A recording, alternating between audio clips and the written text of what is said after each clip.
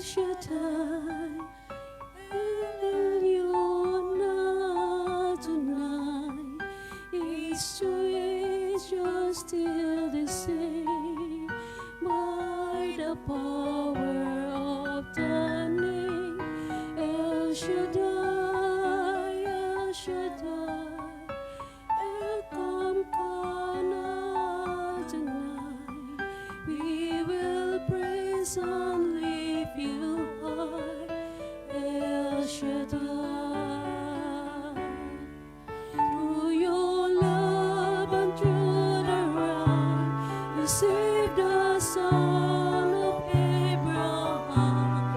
Through the power of your hand, you turned the sea into dry land.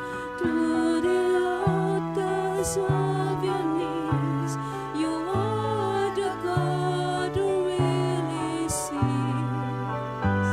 And by your might, you set your children free. El Shaddai, El Shaddai, Elyon Adonai, age to age you're still the same, by the power of the name, El Shaddai, El Shaddai, Elkamkan Adonai, we will praise and lift you high, El Shaddai.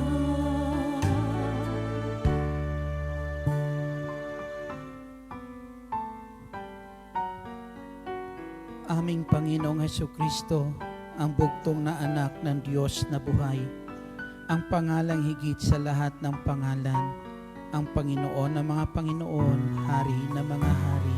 Hallelujah.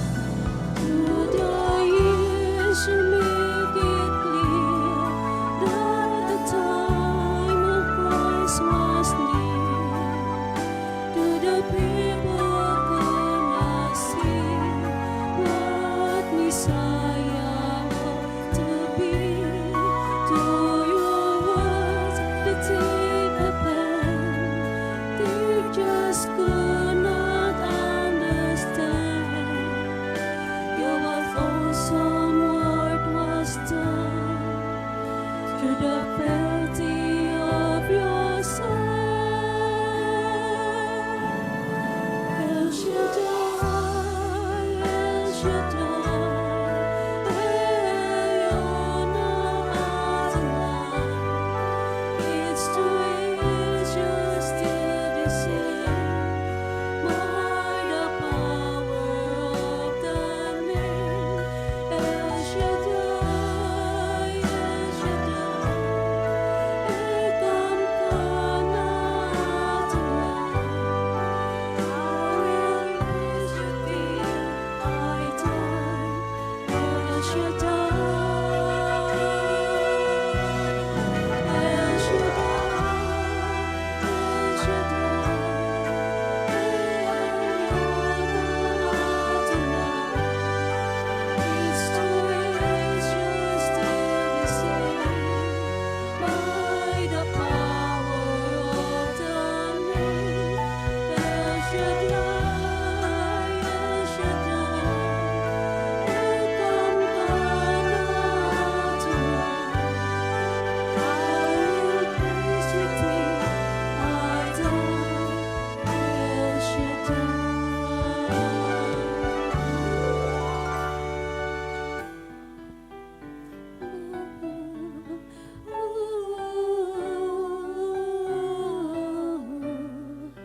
I will praise you till I die. El Shaddai. Aming Diyos na makapangyarihan sa lahat, purihin ka ngayon at magpakailanman.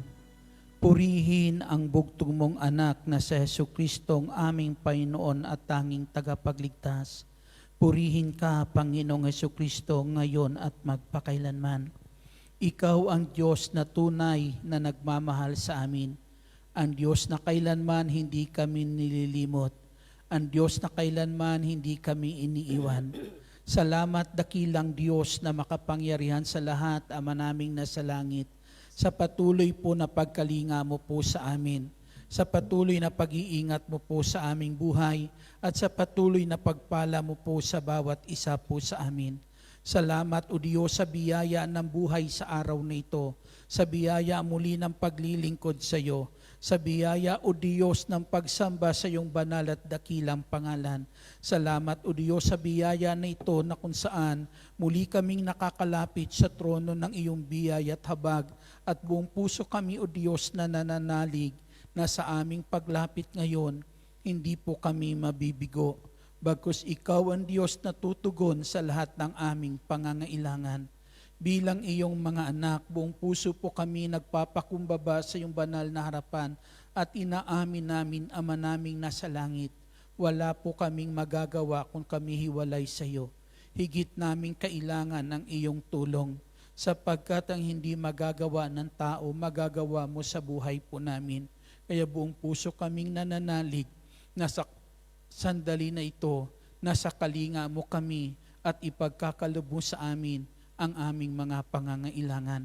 Mangusap ka sa amin bilang iyong mga anak upang patuloy namin mabatid ang iyong kalooban at makapamuhay kami o Diyos na aayon lamang sa iyong kalooban upang ikaw ay patuloy namin mabigyan ng kaluwalhatian sa ngalan ni Jesus, sa ngalan ng Ama, ng Anak, ng Espiritu Santo.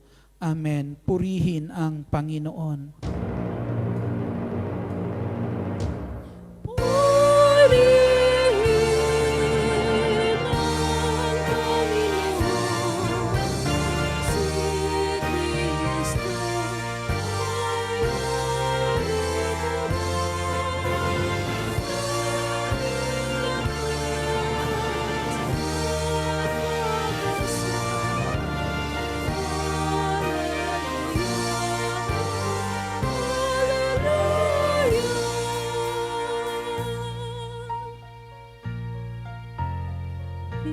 Ng Panginoon, nagdiriwang sa pagdating niya, nagagala ang aking espiritu.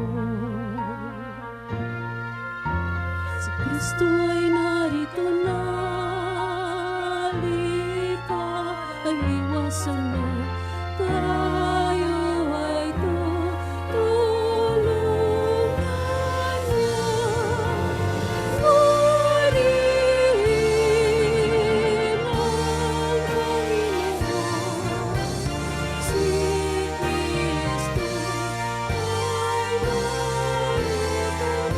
tanging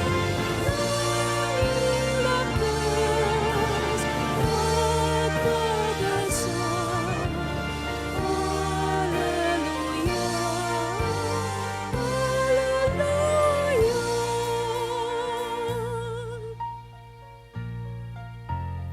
Tanging lakas at pag-asa, naririto sa tuwina, naghahanda, tulungan mo. Hallelujah, lagi na siyang kasama sa hirap man at ginawa. Purihin ang Panginoon, si Kristo ay narito na, tanging lakas at pag-asa. Hallelujah,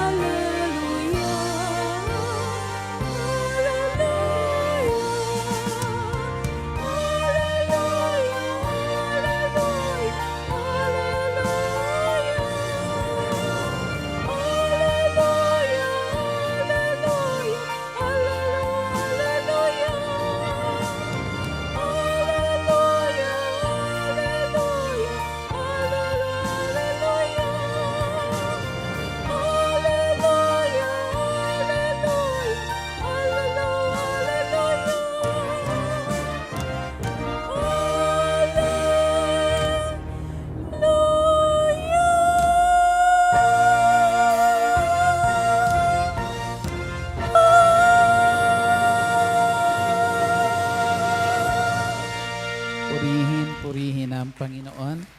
At ang salita ng Diyos ay ating tunghayan po mula po sa pangalawang sulat ni San Pablo kay Timoteo, kabanata ay 3, simula mga talata 1 hanggang sa susunod na mga talata.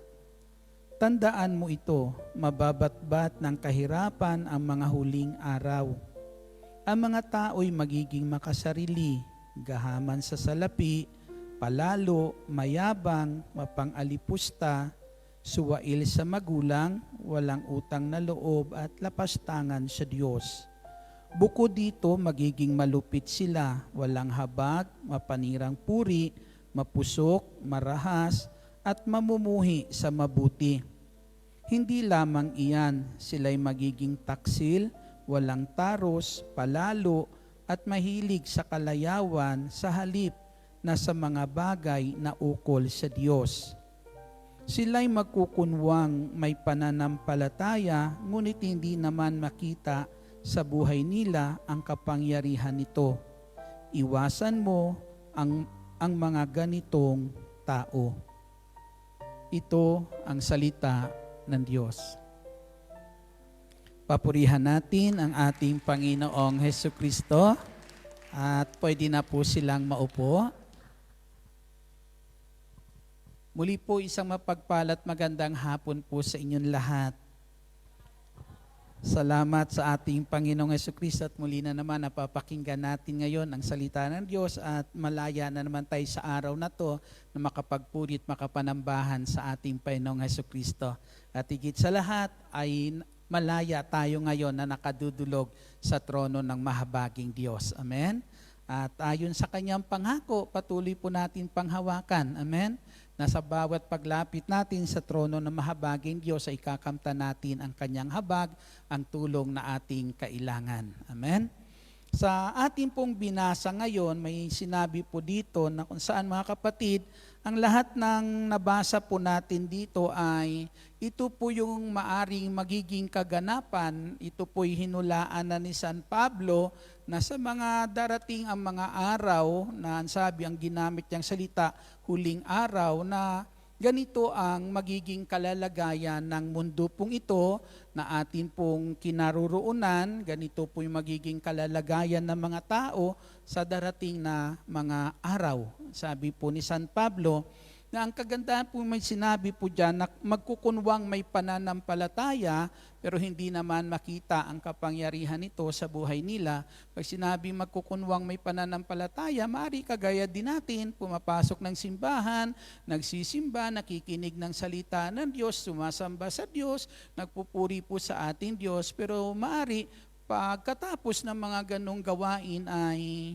maaari hindi umuugma sa mga salita ng Diyos ang nagiging buhay po, maari. Kaya ang sabi po dyan mga kapatid ay ito po yung magaganap sa mga huling araw. Mababatbat po ng kahirapan ang mga huling araw. Amen? Na kung saan minsan sa atin sa bansa natin, marami na rin nagrereklamo, mahal na daw yung ang kuryente doon.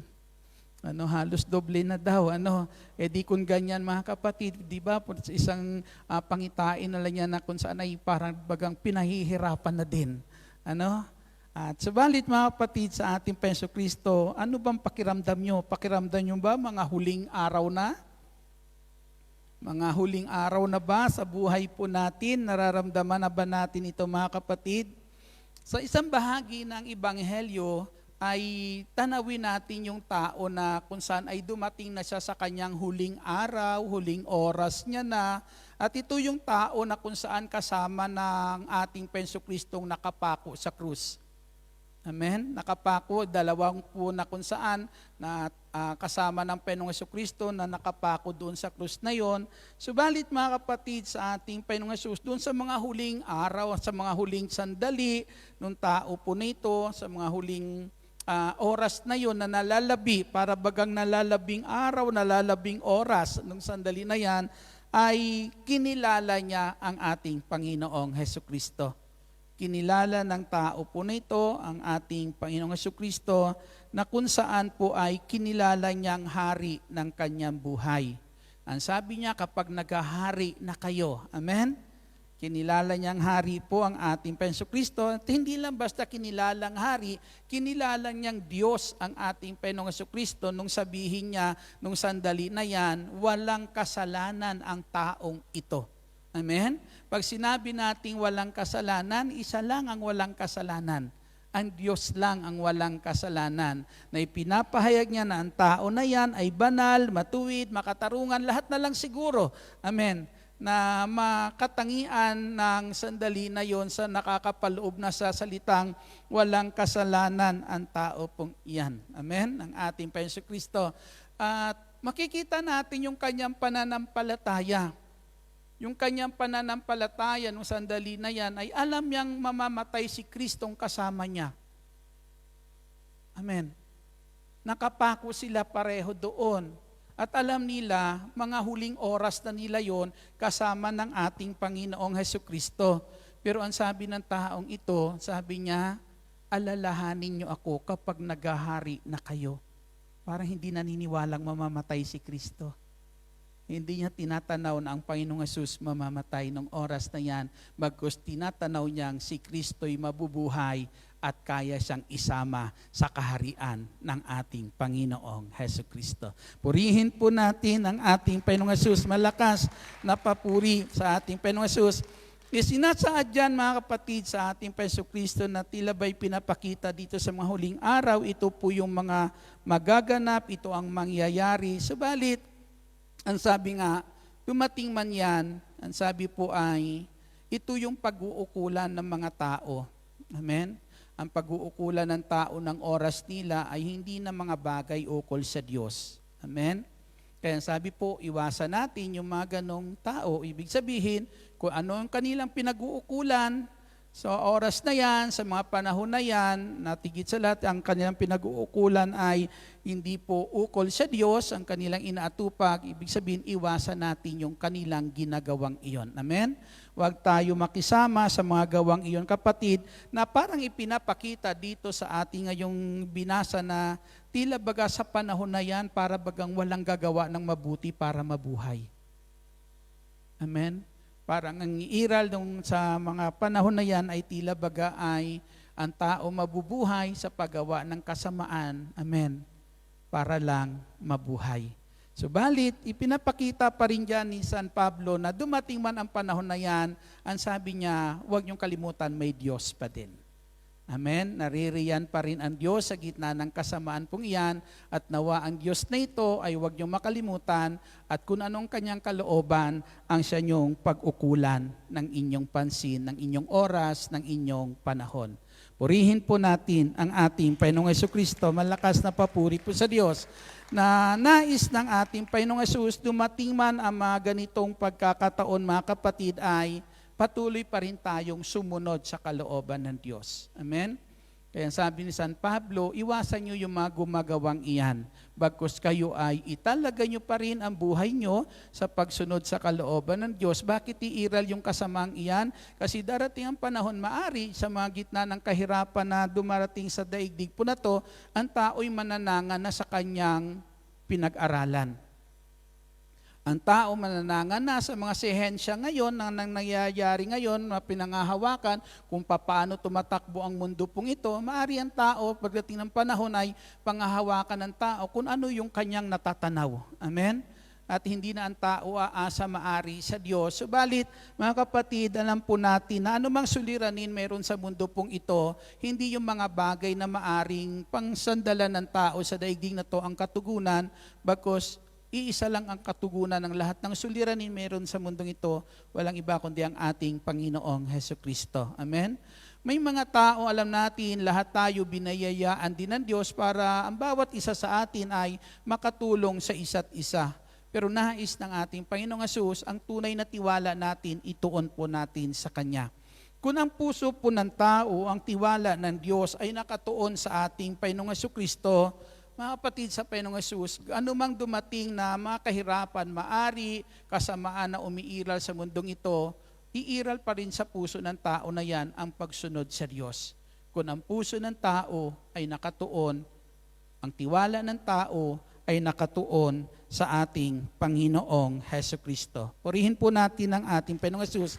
Yan sabi sa aklat ng awit, mapalad ang taong hindi ay tinutularan yung mga tao na kung saan gumagawa ng masama, bagkus mas pinag-uukulan sa buhay niya ay ang salita ng Diyos, ang pinagninilayan sa buhay niya ay ang salita ng Diyos. Mapalad po ang taong iyan. Alam natin ang pagsunod hindi maliit na bagay para sa Diyos. Amen? Sabi po, ang pagsunod sa Diyos ay mahigit pa kaysa mga handog. Ang sabi po ng aklat po sa unang Samuel, Kabanata 15, talata po ay 22. Ang sabi po diyan, ang handog, mga kapatid, ang pagsunod sa ating Diyos ay higit pa kaysa anumang hain dinadala po natin sa Diyos. Maging sa bagong tipan, may tao na nagtanong kung anong pinakamahalagang utos. Tinanong niya ang Panginoong Hesus at sinabi ng Panginoong Hesukristo kung ano ang pinakamahalagang utos. Na ang sabi po ng ating Panginoong Kristo, ang pinakamahalagang utos ay ang ibigin mo ang Diyos na higit sa lahat at ibigin mo ang iyong kapwa. At sinabi ng taong ito, tunay nga po na wala ng ibang mahalaga sa Diyos. Ang pagsunod sa Diyos at pagmamahal sa kapwa, ang sabi po ay higit kaysa anumang hain. Yan sabi ng Panginoong Kristo sa tao po na yon, ang sabi niya, matalino yung sagot ng taong iyon, kaya sabi ng Panginoong Hesus sa tao na nagsabi na masigit pa kaysa hain ang pagsunod sa Diyos at pagmamahal sa kapwa, masigit pa kaysa anumang hain. Kaya sabi ng Panginoong Hesus, ang tao na iyon ay malapit ng pagharian ng Diyos. Ang pagsunod sa Diyos ay pagpapakita, pagpapadama kung gaano natin kinikilala at minamahal ang Diyos sa buhay po natin. Na tila baga pagdating ng panahon, yung pagmamahal na yan na siyang mag-uudyok sa puso po natin, na siya magbibigay ng pagnanasa sa puso po natin na sumunod sa kalooban ng Diyos, huwag po yan mawala sa puso natin anumang kasamaan ang maaring umiral meron sa mundo pong ito. Amen? At alam na po natin, nagsisimula na iyan, nakikita na natin iyan, nararamdaman na natin iyan sa ating paligid. Amen? Na ang tangi po lamang panlaban po natin diyan, mga kapatid, para wag matangay ang puso po natin, nawa araw-araw yung salita ng Diyos na maari magiging panlaban natin, amen, sa kasamaan na umiiral sa mundong ito ay pahalagahan natin at yun ang ating sundin.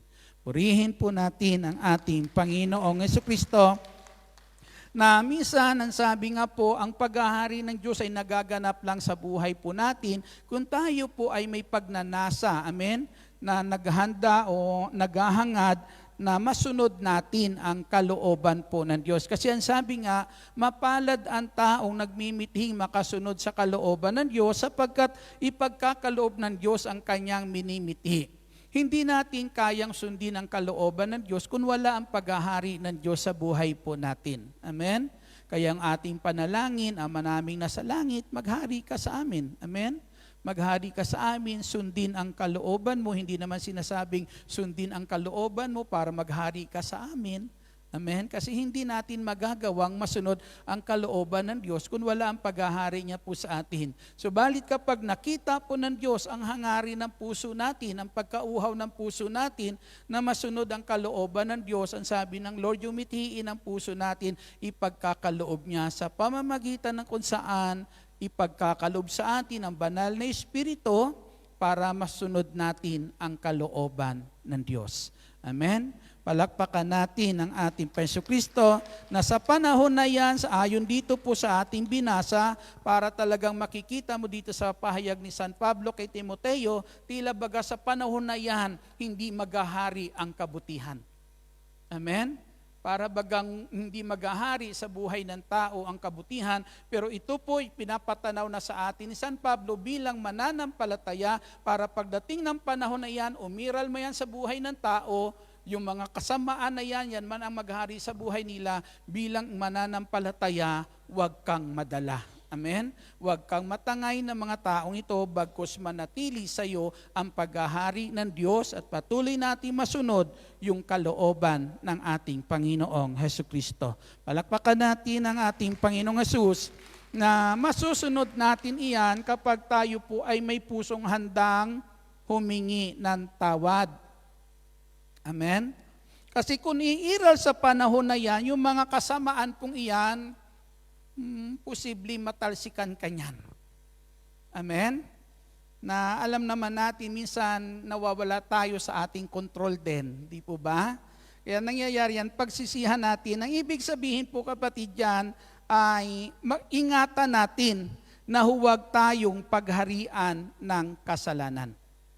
Ingatan natin na sa panahon na yan, yung kasalanan na yan na umiiral, wag po yan maghari po sa buhay natin. Hindi nangangahulugan na kapag hindi maghari sa buhay natin ay hindi na tayo nagkakamali, hindi na tayo nagkakasala. Pero mga kapatid, hindi ka pwedeng pagharian ng kasalanan kung may puso kang marunong humingi ng tawad. Amen? Kaya ito yung kailangan natin, na isa sa dapat natin bantayan sa panahon na yan, bantayan natin, bantayan ang sarili sa mga mali na umiiral o maaring mga magawa natin na hindi tama. Kasi kapag hindi na natin nakikita yung ating pagkakamali, hindi natin pwedeng pagsisihan po yan. Amen? Kaya kinakailangan kung umiral man, dumating man tayo sa panahon na ito, itong umiiral sa panahong iyan, at alam natin umiiral po yan sa panahon po nito, na kinakailangan lang makita natin kung paano ito dumarating sa buhay natin, kung paano po na kung saan umiiral ito sa buhay natin, para yung lahat ng iyan pag-iral niyan, kung sakali na pumasok mo yan sa buhay natin, ay mahingi natin ng tawad sa Diyos, para yung kasalanan na iyan na namamayani ay hindi po maghari sa buhay po natin. Amen. Palakpakan po natin ang ating Jesucristo, kasi ang sabi nga dyan, mga kapatid, sabi po dyan ay, iba yung nagkakamali at nagkakasala kaysa nabubuhay sa pagkakasala. Amen. Ito yung nabubuhay sa pagkakasala, lahat ng binanggit po dito sa binasa natin. Lahat na yan na tila bagay gawain para malapastanganan ang pangalan po ng Diyos, yan po yung kasalanan, pamumuhay sa kasalanan. Iba yung nagkakamali ka, nagkakasala kaysa nabubuhay ka sa pagkakasala. Purihin po natin ang ating Panginoong Jesucristo.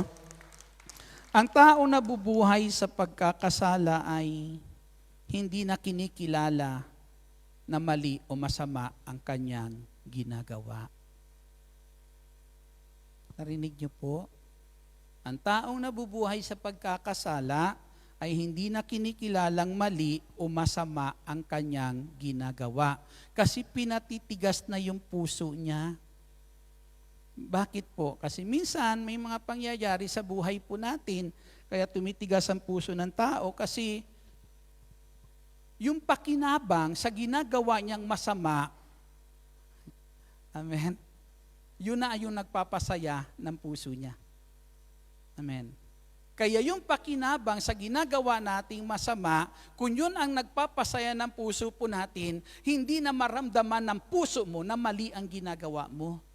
Hindi na maramdaman ng puso mo yung masama na ginagawa mo. Kasi ang nararamdaman na lang ng puso mo, yung kasiyahan, bunga, nung pakinabang, amen, na mayroon sa ginagawa nating hindi tama.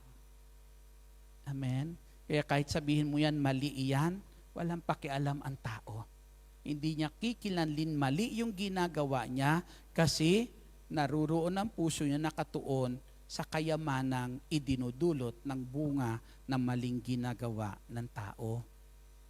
Minsan naman, tumitigas ang puso ng tao at hindi na kinikilalang mali ang kanyang ginagawa dahil minsan may mga taong nagtatanggol sa mali nilang ginagawa. Amen? Kaya hindi na rin natatakot gumawa ng mali. Kaya kahit anong gawing mali o masama, para sa kanila hindi na masama kasi may nagpoprotekta po sa kanila. May nagtatanggol po sa kanila. Amen? Subalit mga kapatid, sa ating Panginoong Jesucristo, ang tunay lamang na kung saan para manatili tayo sa kalinga ng Diyos, para tayo manatili sa kalinga ng Diyos, walang ibang daan kundi magsisi. Amen? matuto magpakababa sa harapan ng ating Jesucristo sa pamamagitan ng pagsisisi sa ating nagawang mga kasalanan. Purihin po natin ang ating Panginoong Jesucristo na mangyayari lang po yan sa buhay po natin kapag kung saan bukas ang puso po natin. Amen. Na saan bilang po na bukas ang puso natin, na iniingatan natin lagi ang ating sarili, tinatanaw lagi, binabantayan lagi ang ating sarili kung paano ito pumapasok sa buhay po natin. Amen? At dapat makita natin iyan at magawa po nating pagsisihan nang sa ganon, mga kapatid, yung dulot niya na biyaya, biyaya yan sa mga taong hindi kinikilalang masama ang kanyang ginagawa. Amen? Pero alam po natin, sa atin hindi iyan biyaya. Amen? Dahil ang tunay na biyaya ay darating ang panahon na hindi kahahantong sa tiyak mong ikakapahamak. Amen? At ang pwede lang mag-iwas sa atin sa tiyak nating ikakapahamak ay ang matuto tayo magpakababat, aminin, pagsisihan ang ating nagawang pagkakasala nang tayo'y manatili sa panahong iyan, kahit anong umiiral na kasamaan, manatili ka sa kalinga ng Diyos at ang tanging pangako ng Diyos habang tayo nasa kalinga ng Diyos, ang sabi po dyan, natitiyak mo na ikaw ay ligtas. Purihin po natin ang ating Panginoong Jesucristo na sa panahon po na yan, mga kapatid, umiiral man yung mga ganitong sitwasyon, kinakailangan yung puso mo po ay nananatiling nakatuon sa Diyos, sumasamba sa ating Panginoong Jesucristo. Ang sabi po dyan, ng mga tao po na yan ay hindi na nila pag-uukulan kalayawan, hilig kalayawan, sa halip na kung saan mga bagay na ukol sa Diyos, wala na yung mga pagsamba sa Diyos. Amen? Hindi na iiral, hindi na mahalaga sa kanila yung mga ginagawang pagsamba po sa Diyos na tila baga hindi na natatanaw ng mga tao na ito kung anong kabutihan ang ginagawa po ng Diyos. Subalit sa panahon po na iyan, umiral may yung mga ganitong sitwasyon, mga kapatid, huwag sana malimutan ng puso natin yung mga mabuting ginawa ng Diyos sa buhay po natin. Amen. Sana wag natin limutin po iyon, wag mawalan ng paghanga ang puso natin sa ating Diyos. Amen. Kasi kapag nawala na yung paghanga mo sa kadakilaan ng Diyos, kapag nakalimutan mo na yung mga kadakilaan po ng Diyos, ito yung kadakilaan ng kanyang pagmamahal na inukol sa atin, yung mabuting ginawa ng Diyos sa buhay po natin, mga kapatid. Kapag yan ay nakalimutan mo na sa panahon pong iyan, matatangay ka ng mga taong ito. Amen. Matatangay kanila sa mga gawaing walang kinalaman po sa Diyos. Subalit kapag sa panahon na yan, iniingatan mo sa puso, mga kapatid, sa puso't isipan po natin kung ano ang mga ginawa po ng Diyos sa buhay po natin, sa panahon na yan, mananatili ang puso mong sumasamba sa ating Panginoong Jesucristo. Amen. Palakpakan po natin ang ating Panginoong Jesus na kahit umiiral, amen, kaya minsan natutuwa ako nung mga sharing ng mga kapatid natin na minsan napupunta sa mga bansa na bawal ang salita ng Diyos. Bawal ang magpuri, bawal ang ganitong pagtitipon, di po ba? May mga bansang gano'n na kung saan tinatawag nila mga underground fellowship, nakatago po sila. Pero nakakatuwa, mga kapatid, kasi bakit po? Kasi kahit alam nila, ando doon nasa panganib ang kanilang kalalagayan. Amen? Pero makikita niyo po, hindi mapigil ang kanilang puso na kung saan kauhawan na sambahin ang Diyos. Amen? Na alam natin, panganib po yan. Maari pagdating ng panahon, pwedeng maranasan natin na maari yung mga ganitong pagtitipon ay maraming pwedeng humadlang. Amen?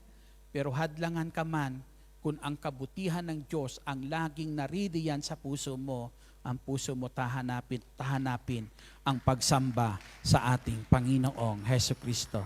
Palakpakan, papurihan po natin ang ating Panginoong Jesus. Hallelujah. At dito po, mga kapatid, sa ating Panginoong Jesus, kinakailangan natin ang paglilingkod. Sa panahon na yan, kung ito nang iiral, sa panahon na yan, ang sabi ni San Pablo, ang mahalaga pa rin Huwag yung pag-ukulan ng panahon yung kanilang ginagawa. Amen? Huwag kayong makiisa sa mga taong ito, bagkus ipagpatuloy ninyo ang inyong paglilingkod sa Diyos. Ang paglilingkod ay patuloy na kung saan paggawa ng kalugod-lugod para sa Diyos. Amen? Paggawa ng kalugod-lugod para po sa Diyos, na ang paglilingkod ay parang paghahandog natin iyan sa Diyos. Paghahandog na kung saan sa pamamagitan ng mga mabubuting ginagawa natin araw-araw. Amen? Naniniwala ba kayo yung ating paglilingkod sa Diyos ay isang handog? Amen? Na ang bawat ginagawa po nating kabutihan araw-araw ay handog iyan, nagbinibigay natin, iniaalay natin sa Diyos yung paglilingkod na iyan, na kinakailangan pagdating ng ganong panahon, ang sabi po, huwag po tayo magsawang gawin yung mabuting iyan para sa panahong iyan, patuloy natin na ibibigay sa Diyos ang nararapat na paglingkod para po siya ay maparangalan sa buhay po natin. Amen? Minsan sinabi po ni San Pablo, o dito po sa sulat po ng Hebreo, kabanata po ay 13 at talata po ay 16. Ang sabi po ay ang ganito, at huwag nating kaligtaan ang paggawa ng mabuti at ang pagtulong sa iba, sapagkat iyan ang haing kinalulugdan ng Diyos. Huwag natin kaligtaan, ang sabi po dyan, ang paggawa ng mabuti at pagtulong sa iba, sapagkat iyan ang hain kinalulugdan ng Diyos. Kung ang umiiral sa panahon na iyan, ang mga tao sakim, gahaman sa salapi, sino pa magmamalasakit sa iyo? Amen? Yan ang panahon na darating siguro, sasabihin ng tao, hindi pwede, yung akin, yung iyo akin iyan. Di ba? Wala nang pagmamahal, hindi iiral ang pagmamahal sa isa't isa. Pero ang sabi ni San Pablo, huwag kayong patangay sa ganong gawain nila. Bagkus pag sumikapan nyo pa rin sa panahon na yan, gawin nyo kung anong mabuting magagawa ninyo sa iyong kapwa, sapagkat ang sabi po, handog iyan na kalugod-lugod sa ating Diyos. Amen? Na ang sabi ng Panginoong Jesucristo sa Ebanghelyo ni San Mateo, ang sabi niya, ano mang ginawa ninyo sa isa sa maliliit na ito, sa akin ninyo ginawa. Amen. Sa akin ninyo ginawa. Para bagang sinasabi ng Panginoong Hesus, sa panahon na yan, iiral yung ganun kasamaan. Amen. Pero huwag kang magsawang gumawa ng mabuti sa kanila. Ano mang gawin nila sa iyo na hindi maganda, sikapin mo yung mabuting nais ng Diyos, magawa mo sa kanila, kasi ang sabi ng Diyos, hindi mo yan sa kanila ginagawa, sa akin mo iyan ginagawa. Purihin po natin ang ating Panginoong Jesucristo na huwag po tayo mawala sa panahong iyan sa panuntunan ng ating Panginoong Jesucristo. Iiral ang kasamaan pong ito, sinasabi mga kapatid, sa ating Panginoong Jesucristo, pero pinaparating na ito sa atin ni San Pablo para bago dumating man ang mga panahon na yan, mapuno ka man ng mga tao na ganito po ang gawain sa iyong paligid, mga kapatid, alam mo kung saan ka tatayo.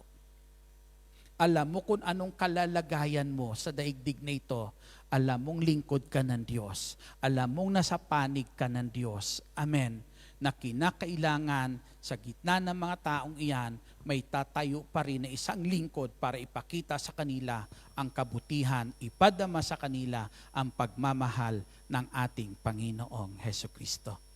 Kaya sa panahon na yan, masabi natin, palakasan ito ng pananampalataya. Hindi lang palakasan ng pananampalataya iyan, kinakailangan talaga dyan, maingatan mo ang puso mo. Amen. Kasi maari sila ang magiging daan para yung ating buhay magkaroon ng kagipitan, mga kapatid. Amen. Mailagay sa panganib, mailagay sa paghihirap ang ating buhay, mga kapatid. Sa panahon pong iyan, subalit alam natin, sabi ni San Pablo, magtiwala kayo sa Diyos. Amen. Huwag kayo patangay sa kanila, manatili kayo, magtiwala sa ating Diyos. Tumayo po tayong lahat.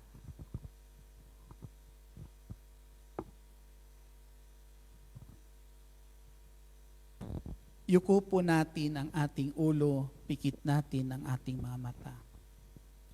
Ama naming nasa langit, ang mga hinulaan na ito ni San Pablo na darating sa mga huling araw, Ama, nangyayari po ito sa kapanahunan namin. Dumadalangin kami, O Diyos, sa pag-iral ng mga kasamaang ito, Diyos, sa puso ng tao. Lagi mong ilagay sa puso namin, Panginoong Hesus, ang salita mo na magbibigay sa amin ng katagumpayan sa mga kasamaan na umiiral sa daigdig pong ito. Ilagay mo araw-araw sa puso namin, Panginoong Hesus, ang salita mo na maglalayo sa amin sa kasamaan na pwedeng maghari sa buhay ng tao para ang tao'y ilagay, O Diyos, sa pagkakasala. Dalangin namin, Panginoong Hesus, katagpuin mo kami araw-araw. Katagpuin mo kami araw-araw, Panginoong Hesus, sa pangitan ng iyong salita. Kausapin niyo ang Panginoong Hesus.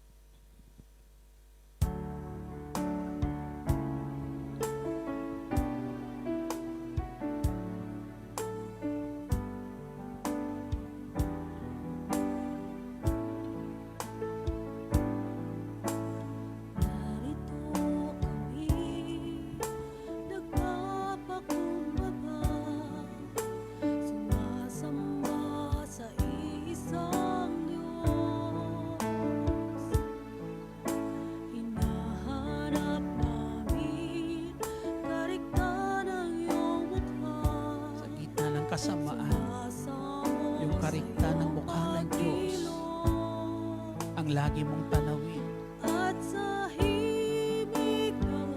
Ang kabutihan ng Diyos, ang lagi mong tanawin.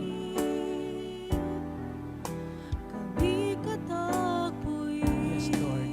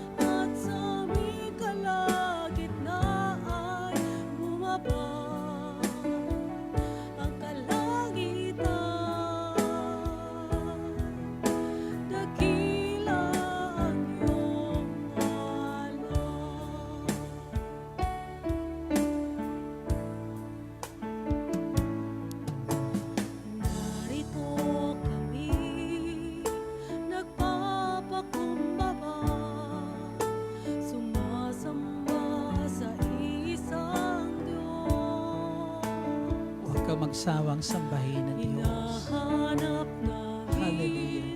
Karikta ng iyong mukha, sumasamo sa iyong pagkilos, at sa himig ng hain, aming dalangin, kami katagpuin. Iparanas mo sa amin ang iyong kapangyarihan. Ipamalas mo sa amin ang iyong kalwalhatian. Hanggang ang aming kaluluwa'y mapuspos ng lubusan, at sa aming kalagitnaan ay bumaba ang kalangitan. Dakila ang iyong ngalan. Iparang sa amin ang iyong kapangyarihan. Ipamalas mo sa amin ang iyong kalwalhatian. Hanggang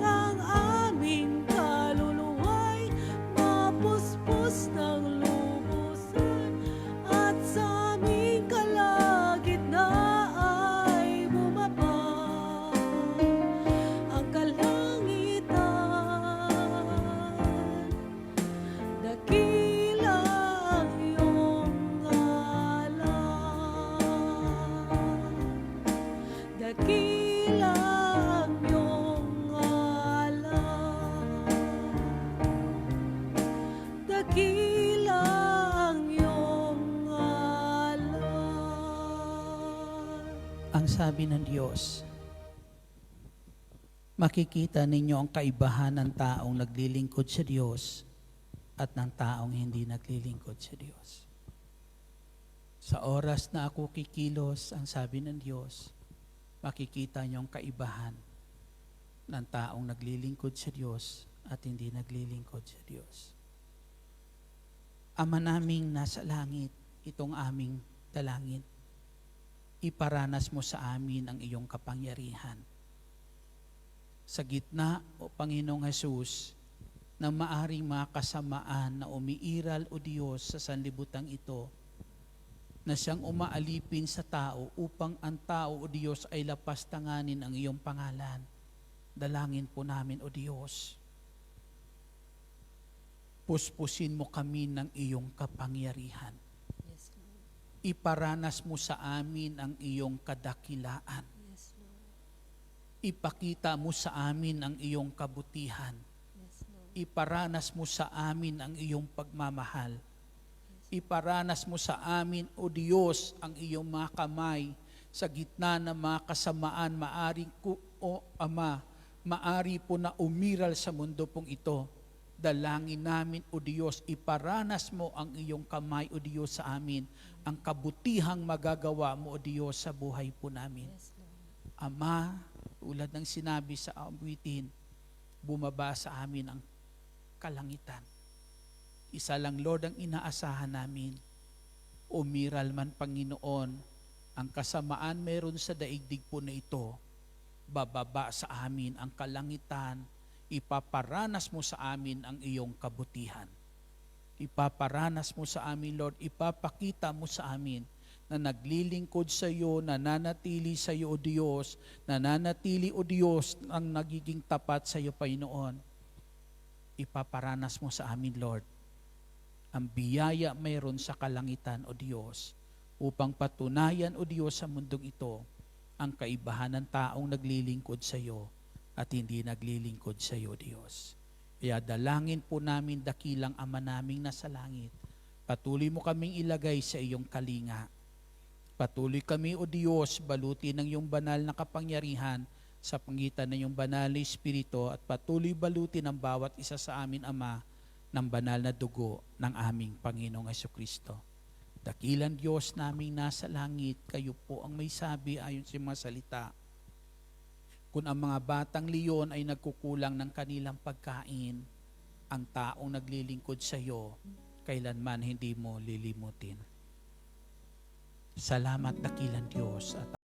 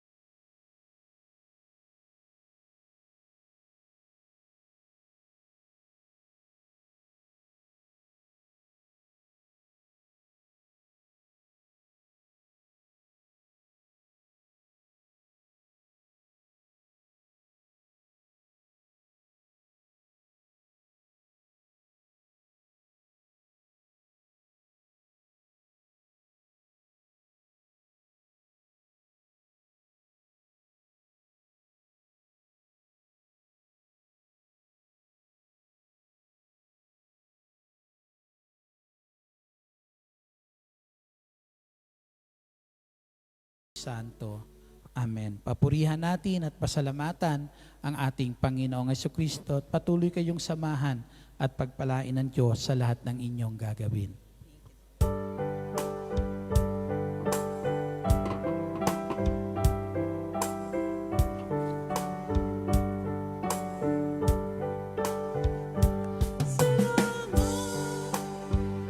Sa Diyos na tapat, salamat sa Kanyang lingap, salamat. Ibinigay niya si Jesus Cristo, salamat sa Diyos na tapat, salamat sa Kanyang lingap, salamat. Ibinigay niya si Jesus Cristo.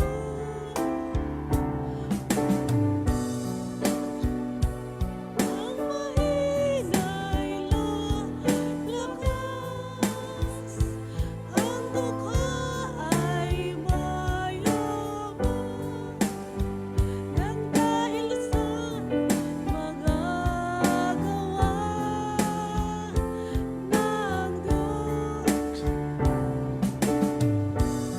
Diyos. Sa'y lalakas, ang dukha ay mayaman, nang dahil sa magagawa ng Diyos.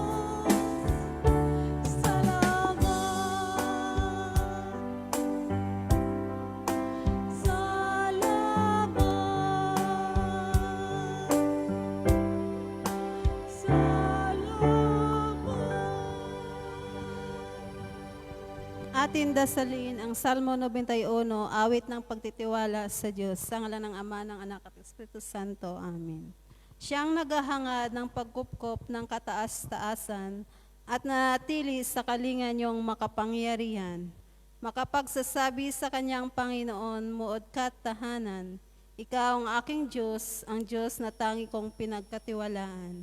Ika'y ililigtas niya sa panganib sa umang ng bitag.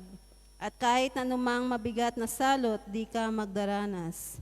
Lulukuban niya sa lilim ng kanyang malabay na pakpak. Sa kalingan niya ay natitiyak mo na ikaw ay ligtas.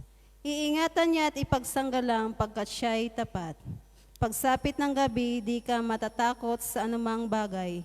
Maging sa gagawing biglaang paglusob, pagsapit ng araw. Ni sa ano pamang darating na salot, pagkagat ng dilim. Di ka matatakot sa kasamaan mang araw kung dumating. Kahit na mabuwal sa iyong harapan ang 1,000 tao, sa iyong paligid ang bilang ng patay maging 10,000.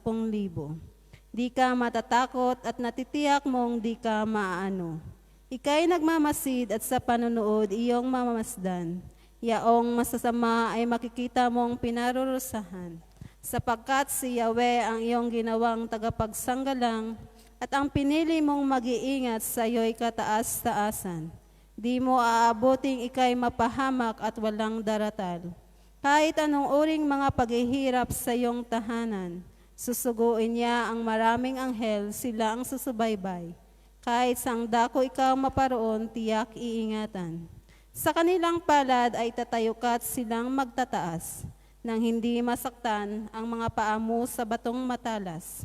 Kahit ang tapakan mo ay mga leon, ahas na mabagsik, di ka maano sa mga serpiente at leong bababangis.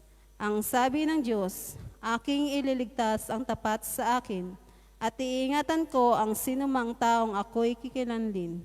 Pag sila'y tumawag, laging handa ako na sila'y pakinggan. Aking sasamahan at kung may hilahil ay sasakluluhan. Aking ililigtas at ang bawat isa ay pararangalan. Sila'y bibigyan ko at gagantimpalaan ng mahabang buhay at nakatitiyak na ang tatamoy nila ay kaligtasan. Maaring ipilid ko ang langit at hindi pumatak ang ulan. Maaring magpadala ako ng mga bala upang salantain ang lupaing ito. Maaaring palaganapin ko sa aking bayan ang salot, ngunit sa sandaling ang bayang ito na aking pinili ay magpakumbaba. Manalangin, hanapin ako at talikdan ang kanilang kasamaan. Diringgin ko sila, patatawarin ko sila, at ibabalik ko sa kanilang lupain ang katiwasayan at ang kasaganaan. Ito ang mga salita ng Diyos. Sa ngalan ng Ama, ng Anak, ng Espiritu Santo. Amen.